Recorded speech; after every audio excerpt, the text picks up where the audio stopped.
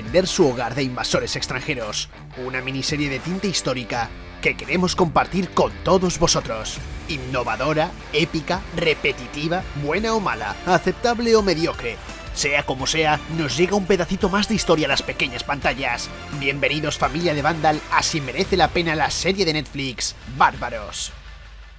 Y como siempre, empecemos por el principio. El glorioso Imperio Romano, digno de ser visto en muchas series de televisión, ya sea desde cualquier punto de vista, y es que muchos nos quedamos impactados con la serie Spartacus. Pero ya sabéis que la industria nunca se queda atrás. Sí, muchos productos basados en épocas diferentes, pero hay que reconocer que uno de los mayores imperios de toda la historia siempre ha tenido un hueco en las artes cinematográficas.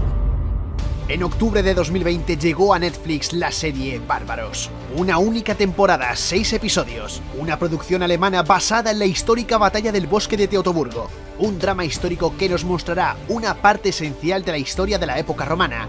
Y para poneros en situación muy rápido, os pondré en el contexto aún más rápido. Estamos en el siglo IX después de Cristo, el gobierno del emperador Augusto. La historia central gira en torno a un oficial romano, Arminio, que fue entregado como tributo a los romanos por su padre jefe de la tribu germánica y criado para librar la guerra contra su propio pueblo. Al crecer se convierte en un militar formidable, pero se rebelaría y ayudaría a su pueblo nativo a luchar contra los invasores romanos. En todo este arco veremos también a dos miembros de su tribu, Thusnelda y Folwin. Ellos han comenzado a sembrar la rebelión, una que irá aumentando poco a poco y que desembocará en una de las batallas más importantes de la histórica estrategia militar.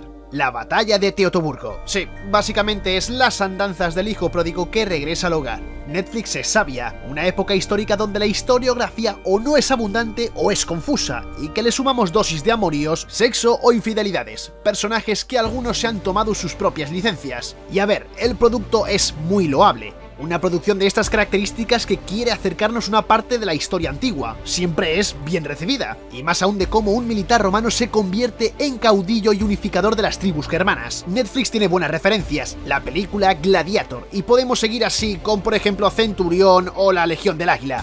Pero ¿qué es lo que no hacen estas películas y sí esta serie? Incluso con tan solo 6 episodios de 40 a 45 minutos, Bárbaros parece que se arrastra. En el periodo previo a la batalla final simplemente no hay suficiente para mantener el interés del espectador. Cuando conoces el planteamiento y el desenlace de una historia, tienes que procurar que el nudo sea muy atractivo, que te mantenga pegado al sillón, y esta serie a veces pues no lo consigue. Y ojo, hay grandes aciertos. Caesar sanctae urbis Romae Augustus, novum legatum ad Germaniam mihi.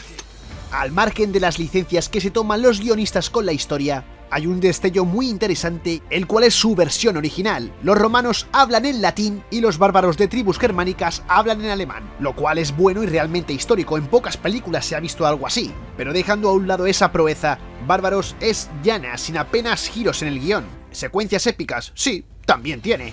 Hay que reconocer que la ambientación, los maquillajes, toda la mitología que engloba a los germanos y romanos, los planos secuencias, son muy dignos de ver.